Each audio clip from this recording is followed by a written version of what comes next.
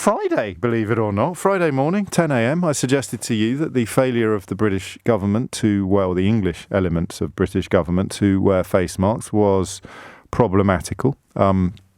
Because there is no earthly way you can expect the public to do so if the political leaders are not. And we commented upon how we couldn't think of an occasion upon which Boris Johnson had been photographed with one on. And then, lo and behold, 5 hours later, up he pops in Uxbridge, I think, sort of photographed with a face mask on. And then the suggestion came that there would be a requirement to wear them in shops, akin to the one in Scotland. And then Michael Gove appeared on the telly yesterday suggesting that it shouldn't be a requirement at all. And every angle on this is interesting to me. I find myself drawn once again to the question of whether or not it's deliberate, whether or not the confusion regarding face masks, should you, shouldn't you, will you, won't you, will you, won't you, will you join the dance? The confusion regarding face masks is the only way that the government will be able at some point subsequent to blame it all on us. Yeah, you know that polling last month showing that in the event of a second spike, a second wave,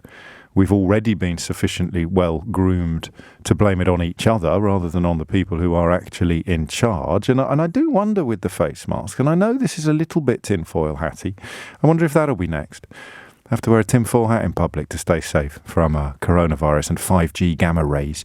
But the conversation about face masks fascinates me because I would not actually put it past them now. Johnson says one thing, Gove says the other, and then when the proverbial hits the fan, they can both throw their hands up in the air and say, well, it wasn't me. We said black and white, so you can't blame us when things go wrong. I'm not a virologist. It seems to me that countries that have coped with SARS-like viruses extremely well over the years, countries much more familiar with pandemic response, countries largely in Southeast Asia, of course, they love masks.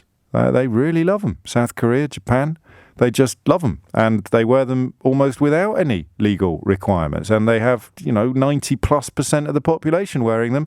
And they have a fraction of the deaths that we have. But here's a newspaper columnist with a degree in history telling you that masks have absolutely no medical value whatsoever. Or a former UKIP politician claiming that she caught herpes from hers. And it's quite incredible, really, now, the madness that engulfs us. And once again, I don't understand why being a passionate supporter of Brexit also makes you likely to be a passionate enemy of face masks. Is it just faith versus facts again? Is it this idea that you can actually, because you can win a referendum with exceptionalism and nonsense. So the idea persists that you could also somehow win a battle with a global pandemic with fact-free, faith-based nonsense. That's all I've got at the moment. How else do you explain why the Venn diagram of people who reject face masks are also people who rejected reality back in 2016? And in many ways, the loudest enemies of face masks were the loudest champions of Brexit. So as Brexit falls apart about their ears, people in Chatham not happy. As Brexit falls apart around their ears, you're going to have to get a passport 4 months in advance of going on holiday if you want to take your dog to the Costa del Sol. You're probably going to need travel insurance, phone roaming charges, probably on the way back in. You're going to need all manner of help if you're exporting. Official government advice is you might consider hiring a customs consultant to help you navigate all the red tape that you voted in 2016 to get rid of, but have somehow ended up inviting more into your life.